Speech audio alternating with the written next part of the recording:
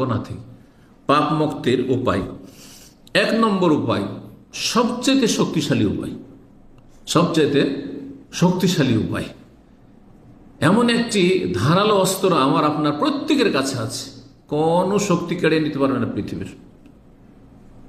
জবান বন্ধ করে দেয়, সেটা অন্তর দিয়ে করা যাবে, এবং এমনভাবে অন্তর দিয়ে আপনি সেটা করবেন যে আপনার রব শুধু জানবেন, আপনার পাশের লোকও জানতে পারবে না।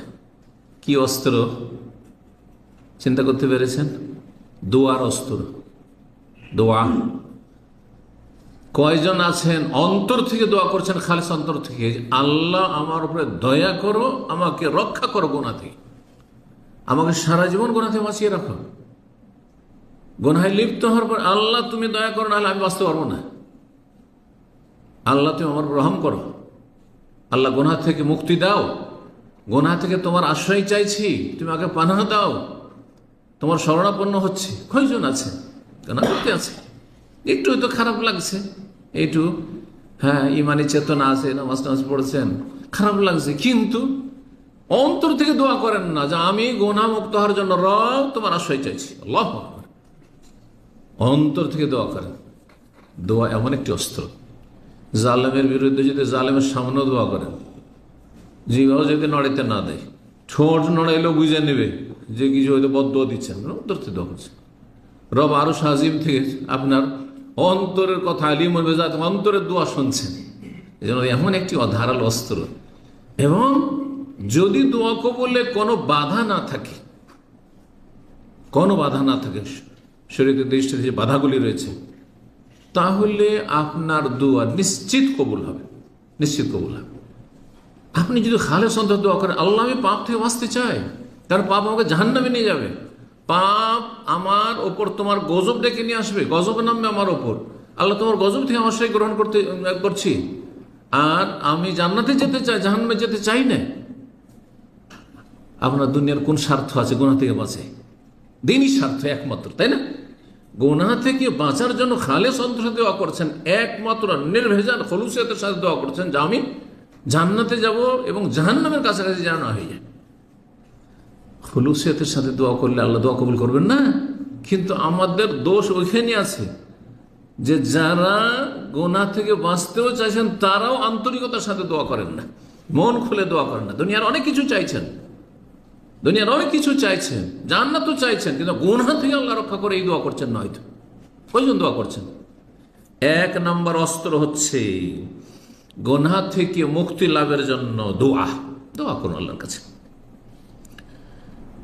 আনফা ইলাজ, সবচেয়ে উপকারী চিকিৎসা, লেকুল্লে বালা, প্রত্যেক বালা মুসিবতের জন্য, যা কিছু, ধর্মীয় বালা মুসিবত হোক, পারিবারিক বালা মুসিবত হোক, শারীরিক বালা মুসিবত হোক, মানসিক বালা মুসিবত হোক, আর্থিক বালা মুসিবত হোক, সামাজিক রাষ্ট্রীয় বালা মুসিবত হোক, হ্যাঁ ঘরে হোক, বাইরে হোক, সফরে হোক, যেখানে হোক না কেন, যে কোনো বিপদ আপদ হোক না কেন, আর সবচেয়ে বড় বিপদ যেটা জাহান্নামে নিয়ে যাবে, সেটা গুনাহ, পাপ। সুতরাং আল্লাহর কাছে দোয়া করুন। রব্বুল আলামিন ওয়াদা করছেন, ওয়াকালা রব্বুকুম, তোমাদের রব স্বয়ং তোমাদেরকে জানিয়ে দিচ্ছেন, বলছেন, আল্লাহ বলছেন সূরা গাফির, গাফির রবের নাম মুমিন, আয়াত নম্বর 60। তোমাদের রব বলছেন, হে মানব জাতি, উদউনি, আমার কাছে দোয়া করো, আস্তাজিব লাকুম, তোমাদের দোয়া কবুল করব, আমাকে ডাকো, তোমাদের ডাকে সাড়া দেবো, আস্তাজিব লাকুম, তোমাদের ডাকে সাড়া দেবো, ইন্নাল্লাযীনা ইস্তাকবিরুনা আন ইবাদাতি সায়াদখুলুনা জাহান্নামা দাখিরিন। যারা আমার ইবাদতে মানে আমার দোয়াতে অহংকার প্রদর্শন করবে, দোয়া করবে না, ধার ধারে না, গোনা হয়ে যাচ্ছে, একটু অনুতপ্ত হইতে হচ্ছে, একটু ইমানি জোর আছে কিছুটা, কিন্তু দোয়া করে না, লাঞ্ছিত হইতে হবে, ওই জাহান্নামের দিকে গিয়ে চলে যাবেন, জান্নাত থেকে দূরে হয়ে যাবেন, লাঞ্ছিত হইতে হবে। ইব্রাহিম আলাইহিস সালাম, সূরা ইব্রাহিম আয়াত 35, সেখানে আল্লাহ রাব্বুল এই দোয়া তার বর্ণনা করেছেন। ইব্রাহিম খলিলুল্লাহ, চিন্তা করতে পারেন, তিনি শিরককে ভয় করছেন, তিনি বেনামাজি হওয়াকে ভয় করছেন, দোয়া করছেন, ওয়াজনুবনি ওয়া বানি আন না'বুদাল আসনাম, আমাকে রক্ষা করো, আমার সন্তানদেরকে রক্ষা করো মূর্তি পূজা থেকে, শিরক থেকে। আহলে হাদিস হয়ে গেছেন, জীবনও দোয়া করেন না যে আল্লাহ আমাকে মাজার পূজা থেকে আমাকে রক্ষা করো, এই পীর পূজা থেকে, পীরের মুরিদ হওয়া থেকে রক্ষা করো, আমাকে তাবিজ তোমার থেকে রক্ষা করো, হ্যাঁ আমাকে এই গুমরাহি থেকে রক্ষা করো, আমাকে নাস্তিকতা থেকে, সেকুলারিজম থেকে রক্ষা করো। কয়জন দোয়া করছেন এরকম? তাহলে আমাদের দোয়াগুলো সীমিত, দু চারটা দোয়া, জান্নাত চাওয়া, জাহান্নাম থেকে আশ্রয়, আর দুনিয়ার সুখ শান্তি, হ্যাঁ ব্যাস এই দু চার পাঁচটা দোয়া আমাদের। যারাও দোয়া করেছেন রবের কাছে একটু চিন্তা করে দেখুন আমার বিষয়টি, যে বিষয়টি বলতে চাইছি, কোথায় দোয়া আমাদের? তাহলে শিরক থেকে বাঁচার জন্য সহিহ আকীদার মানুষরা কোথায় দোয়া করছেন? আপনি কোন মানুষটি নামাজে মানুষ দোয়া করেছেন ওই জন্য রব্বে জাআলনি মুকিমাস সালাতি ওয়া মিন যুররিয়াতি, অন্তর থেকে আল্লাহ আমাকে সারা জীবন নামাজি বানিয়ে রাখো, আমি নামাজি, সারা জীবন নামাজি বানিয়ে রাখো, এবং আমার ছেলে মেয়ে যেন কিয়ামত পর্যন্ত আগামী প্রজন্ম সবাই নামাজি হয়। কই দোয়া করছেন? যদি করেন তো ভাগ্যবান, আলহামদুলিল্লাহ, তাহলে কিছু বুঝেছেন ইসলাম। দোয়া করতে হবে। জি, নবী সাল্লাল্লাহু আলাইহি ওয়াসাল্লামের দোয়া সহিহ মুসলিমে রয়েছে, আল্লাহুম্মা আতি নাফসি তাকওয়াহা ওয়া যাক্কিহা আনতা খায়রু মান যাক্কাহা আনতা ওয়ালিয়ুহা মাওলাহা। জি, হে আল্লাহ, আমাকে, আমার নফসকে, আমার রূহকে তাকওয়া, তোমার ভয়ভীতি দান করো। আনতা খায়রু মান যাক্কাহা, তুমি সবচাইতে বেশি কি করতে পারো? ভালো করে আমার আত্মার পরিশুদ্ধি করতে পারো। তুমি আমার আত্মাকে পাপ থেকে সবচেয়ে বেশি পাক পবিত্র করতে পারো। আনতা ওয়ালিয়ুহা, তুমি তার মালিক, অভিভাবক, ও মাওলাহা, তুমি তার মালিক, পৃষ্ঠপোষক। গুরুত্বপূর্ণ এই দোয়াগুলি। 2 নম্বর মাধ্যম পাপ মুক্তির, তা হচ্ছে সর্বাত্মক চেষ্টা চালানো। খালি দোয়া করলে হবে না। এদিকে দোয়া করছেন, হস্তমিথন করছেন, দোয়া করছেন, ফেসবুক দেখতেই আছেন, আর নোংরা ছবি দেখতেন, দোয়া করছেন আর নোংরা ছবি আপনি ইউটিউবে দেখতেই আছেন, বলছেন দোয়া করছি, কাজ হয় না। কাজ হবে? দোয়াতে কাজ হবে না, দোয়ার সাথে যদি দাওয়া না থাকে। আমি দুটো কথাকে বলি কাছাকাছি, দোয়া এবং দাওয়া। যারাই বললে আমার ছেলে মেয়েগুলো খারাপ হয়ে গেল সাবালক হওয়ার পরে, আমি বললাম দোয়া করেন, দাওয়া করেন, মানে ভালো তরবিয়তের চেষ্টা করেন, নসিহা করেন, দাওয়াত থেকে ব্যাপক অর্থ, ওয়াজ করেন, উপদেশ দেন, বুঝান, হ্যাঁ ভালো ভালো কথা শোনান, ভালো ইসলামী বই পুস্তক পড়ান, ইমানি তরবিয়তের চেষ্টা করেন, হ্যাঁ দাওয়া, নিজেকে দাওয়াত দাও, অন্যকে দাওয়াত দাও ইসলামের দিকে, তাকওয়ার দিকে, এবং দোয়া তার সাথে। এই দাওয়া হচ্ছে সর্বাত্মক চেষ্টা চালানো, চেষ্টা চালাইতে হবে যথাসাধ্য, আপনার আপ্রাণ চেষ্টা করতে হবে গুনাহ থেকে বাঁচার জন্য। তাহলে দেখছেন যে একটা জায়গায় গিয়েছি, কয়েকজন বিড়ি খাচ্ছে, সিগারেট খাচ্ছে, সাথে সাথে সেখান থেকে উঠে যেতে হবে, এটা চেষ্টা।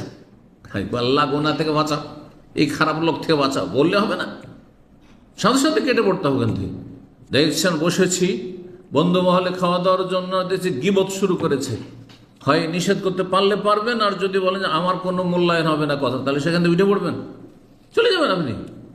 হ্যাঁ, হাই হাম মেলাবেন না, বসে থাকবেন না, হু হু করতে থাকলেন, বা চুপ থাকলেন আপনি, না বোবা শয়তান আপনি, কেন চুপ থাকবেন? সেখানে পাপের জায়গায়। যে কোনো ক্ষেত্রে মুজাহাদা, এটাকে বলা হয় সর্বাত্মক চেষ্টা। কি বলা হয়? মুজাহাদা করতে হবে, জেহাদ থেকে, যত কষ্ট হোক না কেন, হ্যাঁ আপনাকে সর্বাত্মক চেষ্টা করতে হবে, সবর করতে হবে, ধৈর্য ধরতে হবে। গুনাহ থেকে বাঁচার জন্য ধৈর্যের প্রয়োজন রয়েছে, লোভ সামলানো ধৈর্যের প্রয়োজন রয়েছে। রাতারাতি কে বড় লোক হতে চায় না? বিদেশে এসছেন, আপনি কি চান না যে 2 বছরে আমি 10 বছর 20 বছরের ইনকাম করে তাড়াতাড়ি দেশে চলে যাব? কেন পরিবার ছেড়ে আমি বিদেশে? চান না? সবাই রাতারাতি বড় লোক হতে চায়, কিন্তু রাতারাতি বড় হওয়ার একটা হচ্ছে হালাল তরিকা, যেটা খুব কঠিন, অত সহজ নয়। হ্যাঁ, আর হারাম তরিকা মানে রাতারাতি, হ্যাঁ সম্পদের পাহাড়, চুরি ডাকাতি, বেমানি, আত্মসাৎ, নেতা হয়ে যাওয়া আর মেরে খাওয়া ইত্যাদি, না আর কর্জা করে সব লুটপাট করা, হারাম ব্যবসা করা ইত্যাদি ইত্যাদি, তাই না?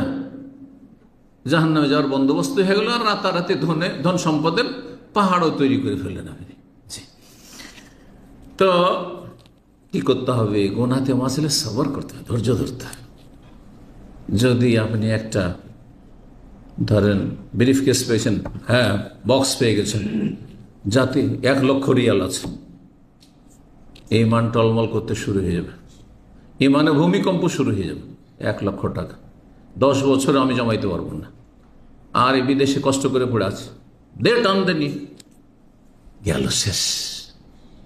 এরকম উদাহরণ যে কোনো গুনার ক্ষেত্রে। যৌবন আছে, যৌবনের জ্বালা আছে, তাড়না আছে, আর হ্যাঁ পরিবার থেকে দূরে, কেউ চেনেও না। এইখানে যদি জেনা ব্যভিচার হয়েও যে কেউ জানতে পারবে না, চিনেই বা কে আমাকে। কিন্তু গ্রামে অধিকাংশ মুসলিম সমাজের লোকেরা জেনা ব্যভিচার থেকে বেঁচে থাকে সামাজিকতার কারণে, সমাজের ভয়। সমাজে কি করে মুখ দেখাবো? হ্যাঁ, বংশের কি হবে? কিন্তু এখানে দাম হবে না, বংশ আছে না সমাজ আছে, কিচ্ছু নেই। আর কোথাও হ্যাঁ নারী ফিতনার সন্ধান পেয়ে গেছেন, আর ওতে ফিতনায় লিপ্ত হয়ে গেলেন। তাহলে এখানে কেমন ধৈর্যের প্রয়োজন রয়েছে? যেমন ইউসুফ আলাইহিস সালাম ধৈর্য ধরেছে। আল্লাহ, জেলে যাও আমার কাছে ভালো, কিন্তু আমি এর কাছেও যাব না। জেলে পাঠাবে সে আমার বিরুদ্ধে মিথ্যা অভিযোগ করে, দোষারোপ করে, জেলে যাওয়ার জন্য প্রস্তুত রয়েছে। আল্লাহ,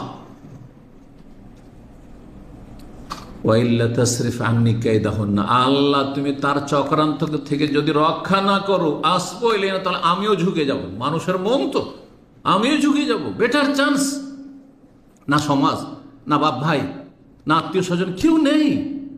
মিশরে একাই, বাপ ভাই গোটা বংশ ফিলিস্তিনে, কেউ ধরা খেলেও জানতে পারবে না যে ইউসুফের কাজ। কে চেনে ইউসুফকে মিশরে?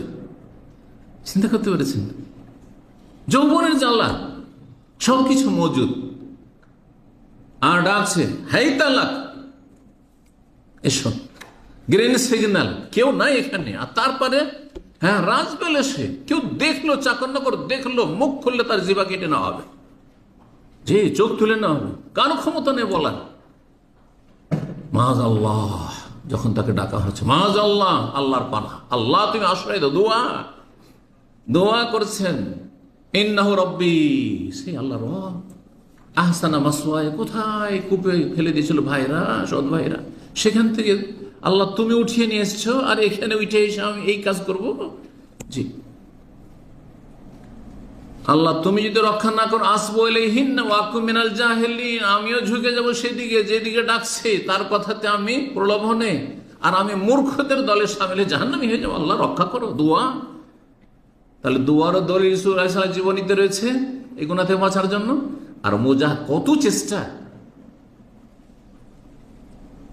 ধার্মিকও যদি আমাদের মধ্যে হয় তো ভাববে যে জেল খাটবো, যাক যেটা বলছে শুনেই নি, হ্যাঁ জেল খাটবো না, জেল খাটেন, হ্যাঁ ফাঁসিতে ঝুলতে হয়, কিন্তু জাহান্নামে যাব না।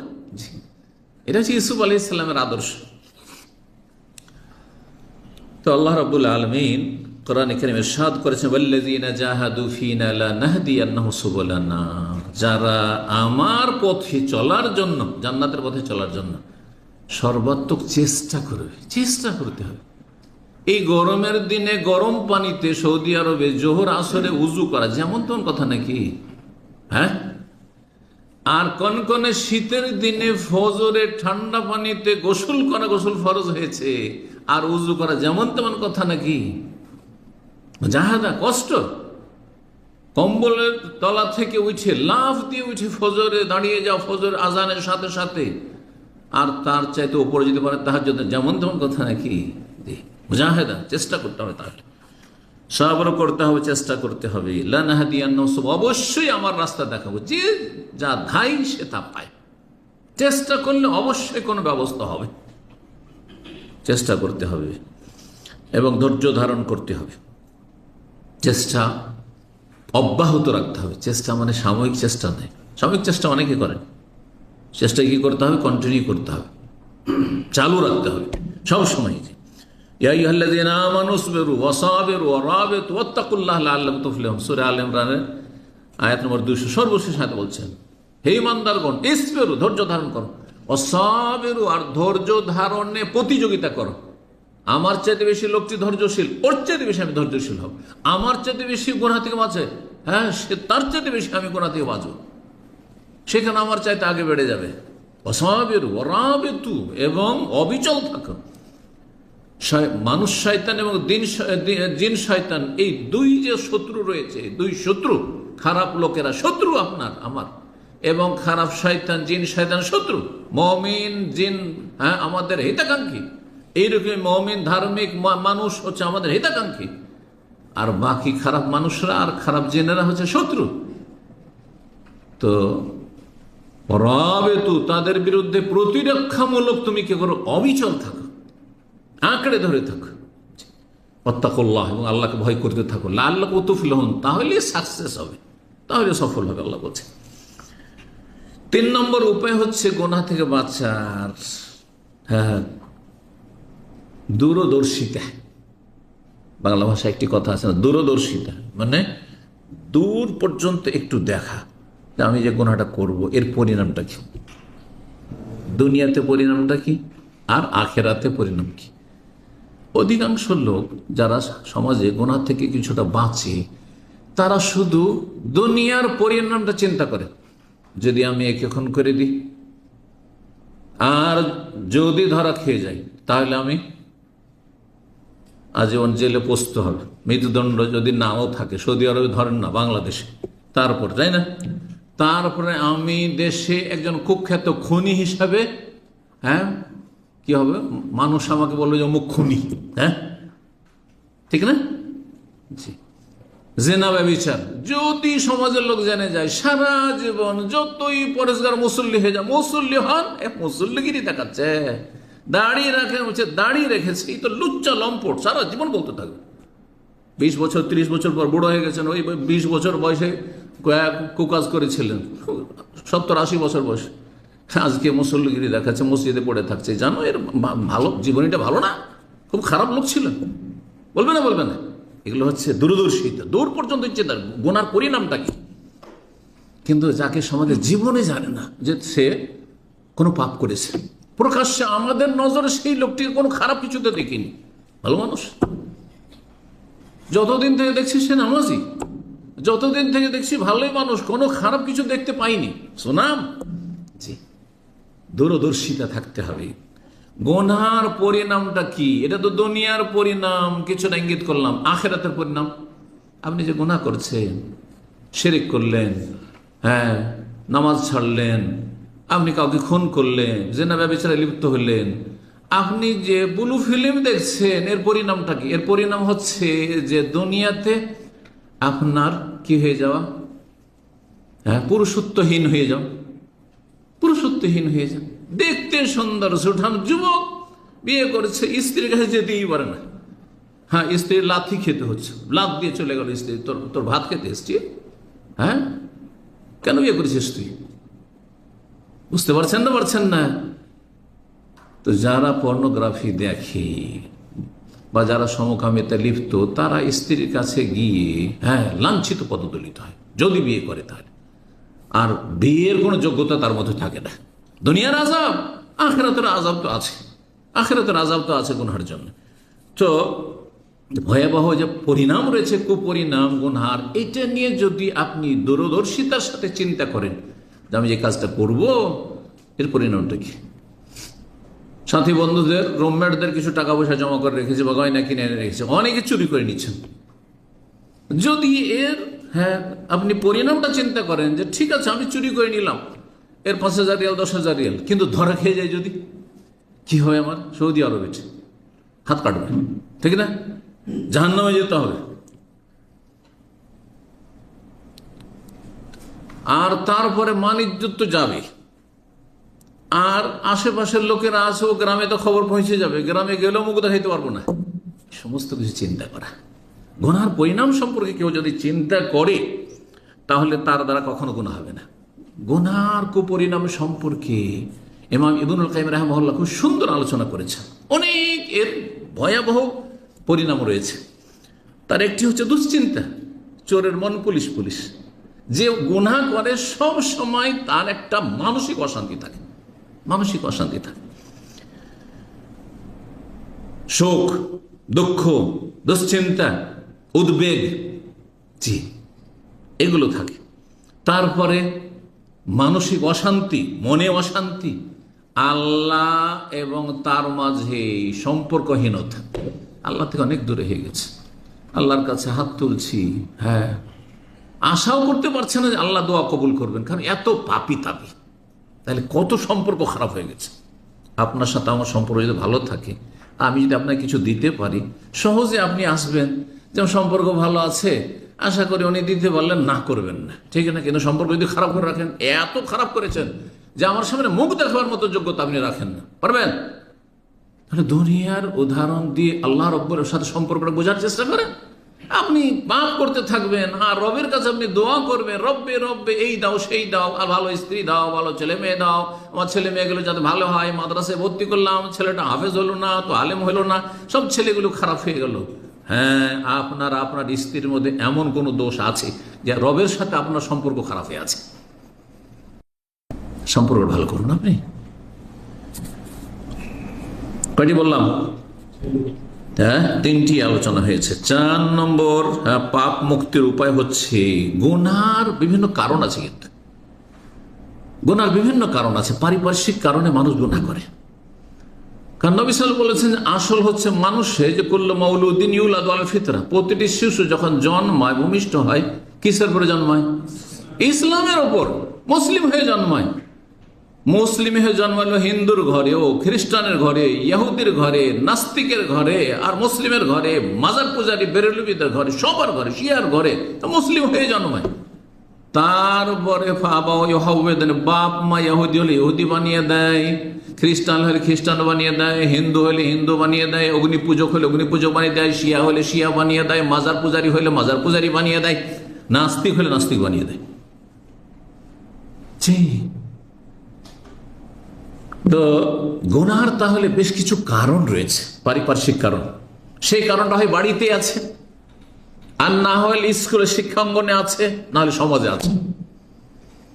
এই জন্য বিশেষজ্ঞরা বলেছেন, যারা সমাজ সংস্কারে বিশেষজ্ঞ, স্পেশালিস্ট, সমাজের সংশোধন চায়, ইসলাহি কাজ করে, তারা বলেছেন যে একজন মানুষকে ভালো মানুষ হওয়ার জন্য যারা সমাজের সংস্কারক এবং যারা এই সাবজেক্টের যারা স্পেশালিস্ট, বিশেষজ্ঞ, তারা বলছেন যে একজন মানুষ, একটা ছেলে কচি কাঁচা, কচি কাঁচা হচ্ছে একটা কচি গাছের মতো, হ্যাঁ, যে গাছের মতো যেভাবে মানুষ করে সেভাবে মানুষ হোক।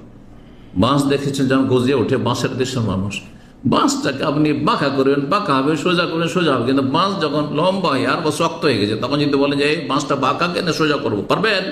ভেঙে যাবে। তো 3টি ক্ষেত্র সুন্দর হইতে হবে, তার পক্ষে হইতে হবে, প্রতিকূলতা যেন না থাকে, অনুকূলে হইতে হবে।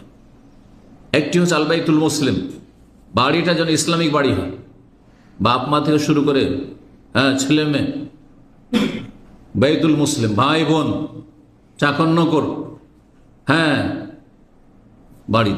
বাড়িতে যারা উঠা বসা করে, বাড়িতে ধরেন, হ্যাঁ, বোনদের বিয়ে হয়েছে, অগ্নিপতি খারাপ, তো খারাপ হবে না? খারাপ হয়ে যাবে। বউ এসছে বাড়িতে, বাড়ির ছেলে মেয়েরা সব আছে, ভালোই ছিল, কিন্তু একটা বাইরে খারাপ একটা বউ নিয়ে এসছে, খারাপ করে দিবে না বাড়িকে? গোটা পালকে খারাপ করে দিবে। আল বাইতুল মুসলিম, বাড়িটা ভালো হইতে হবে, ইসলামিক পরিবেশ বাড়িতে থাকতে হবে। আল মাদ্রাসাতুল মুসলিমা, শিক্ষা অঙ্গন, স্কুলে পাঠান, কলেজে পাঠান, আপনি কেজিতে পাঠান, যেখানে পাঠাবেন, সেটা যেন ইসলামিক পরিবেশ হয়। অধিকাংশ শিক্ষা প্রতিষ্ঠান অন ইসলামিক পরিবেশ, ইসলামের শত্রুতার পরিবেশ, নোংরামের পরিবেশ, শিক্ষা, যার ফলে সেখানে খারাপ হয়ে যাচ্ছে, গেল সেখানে কিন্তু ফেল। আপনি সারাদিনে যা কিছু ছেলে মেয়েকে ভালো শেখাচ্ছেন, নামাজি হইতে হবে, দিনদার হইতে হবে, মান রব্বুকা মা দিনুকা মান নবিয়ুকা শিখাচ্ছেন, আর স্কুলে শিখাচ্ছে যে এগুলো আগের যুগের কথা, নাস্তিকতা শেখানো হচ্ছে, কি হবে? মাদ্রাসা বেদাতি মাদ্রাসা, সেখানে গিয়ে বেদাত শেখাচ্ছে। অনেক বাপেরা সৌদি আরবে আছেন, 2 মাস ছুটি যাচ্ছেন, 1 মাস ছুটি যাচ্ছেন, 2 বছরের ভিতরে, 1 বছরের ভিতরে গিয়ে শিখেছেন নিয়াত পড়া বিদআত, যায় নামাজ দোয়া পড়া বিদআত, সম্মিলন মোনাজাত বিদআত। ওইদিকে মোল্লা শিখাচ্ছে যে না না, তোমার বাপ ওয়াহাবি হয়ে গেছে। আমি আলেম, কি তোমার বাপ তো জাহেল? হ্যাঁ, এটাই ঠিক, আমি যেটা শিখাচ্ছি। গেল বিদাতি মাদ্রাসায় পড়ি, লাভ নেই, তাহলে ক্ষতি করলেন আপনি। মাদ্রাসাতুল মুসলিমা, খাঁটি ইসলামিক পরিবেশ মাদ্রাসায় থাকতে হবে, শিক্ষা প্রতিষ্ঠান স্কুল হোক আর মাদ্রাসা হোক, সেটা নেই। তৃতীয় হচ্ছে আল মুজতামা আল মুসলিম, ইসলামিক সোসাইটি হতে হবে, ইসলামিক সমাজ। বাড়ির বাইরে গেলে দিনদার পরেশগার কিছু কিছু ফ্যামিলি আমাদের দেশে আছে, বাড়ির বাইরে গেলে খারাপ ছেলে মেয়ে, বাড়ির পাশের বাড়িতে ঢুকলে সেখানে বিভিন্ন পাপ আর পাপ, ছেলে কি ওখানে খারাপ হয়ে যাচ্ছে, কচিকাচারা খারাপ হয়ে যাচ্ছে, রক্ষা করতে পারছেন, আল্লাহ হেফাজত করুন। তো গুনহার বিভিন্ন কারণ রয়েছে, সেসব কারণ থেকে বেঁচে থাকতে হবে। এই বিষয়টি একটা বিষয় নিয়ে যদি আলোচনা করে ঘন্টা পার হয়ে যাবে। হস্তমৈথুনের রোগ, কেন হস্তমৈথুন হচ্ছে? তাহলে আপনি নির্জনে থাকছেন, নির্জনতা অবলম্বন করবো না, সবসময় মানুষের সাথে, ভালো মানুষদের সাথে থাকবো। ডিউটি থেকে আসি আর রুম আমার একা, যখন একা রুমে যাই তখন শয়তান বলে যে তুই থাকবি করে হস্তমৈথুন কর, চল গিয়ে ইসলামিক সেন্টারে গিয়ে বসে যাও, একটা ইসলামিক বই নিয়ে বসে যাব, যেখানে গুনহার তাহলে কারণ থেকে কোনখান থেকে গুনাহটা হচ্ছে, যখন একাকিত্ব তখন পাপ হয়ে যাচ্ছে, বসবো না।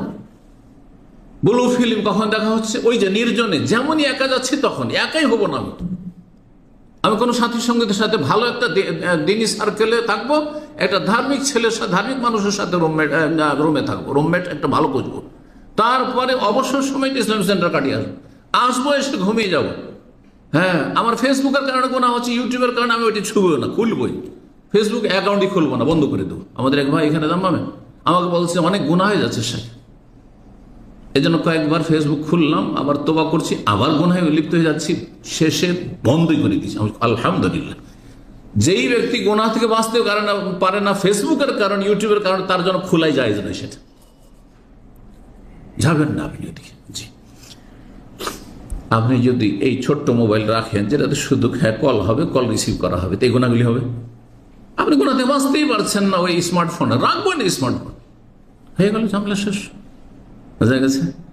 একটা মেয়ে আপনাকে বিরক্ত করছে, হয়তো ফেঁসে গেছেন কিছুটা, আপনিও শয়তানিতে চলে গেছিলেন, তাহলে এই গুনহার কারণ হচ্ছে তার কাছে একটা নাম্বার চলে গেছে, নাম্বার বদলে দেন, ব্লক করে দেন, নাম্বার চেঞ্জ করে দেন, ইত্যাদি ইত্যাদি নানা ব্যবস্থা আছে গুনাহ থেকে বাঁচার জন্য। তো গুনাহ থেকে, গুনহার কারণগুলো থেকে বাঁচা আছে, প্রত্যেক গুনহার কারণ আছে। আপনি বেনামাজি কেন? খারাপদের সাথে থাকছেন রুমে, তারা যদি সবাই নামাজি হয় আপনাকে টেনে উঠাবে, লাইট জ্বেলে দেবে, আপনি ঘুমাইতে পারবেন না ফজরে, বোঝা গেছে। কিন্তু আপনি তো চান না, আপনি বেনামাজি হইতে চান, এই জন্য বেনামাজিদের সাথে থাকছেন, যারা ফজরে উঠে তাদের সাথে আপনার ভালো লাগে না, শয়তানকে সুযোগ দিয়েছেন আপনি। জি, এইভাবে যে কোনো গুনার যে কারণটা কি খুঁজতে হবে, কারণ ওই জায়গা থেকে সরে যেতে হবে, যেখানে গুনাহটি হচ্ছে ওই জায়গা থেকে এই জন্য স্থানান্তর, হিজরত, এই জন্য হিজরত, গুনাহ থেকে বাঁচার জন্য হিজরত। এই গ্রামে থাকলে আমার গুনাহ হয়ে যাচ্ছে, আমি থাকবোই নাকি, এই সমাজে থাকলে আমি শিরক বেদাত থেকে বাঁচতে পারছি, বেদাতির সমাজ, আমি এখানে থাকবো না, অন্য জায়গায় চলে যাবো। জি, হিজরত।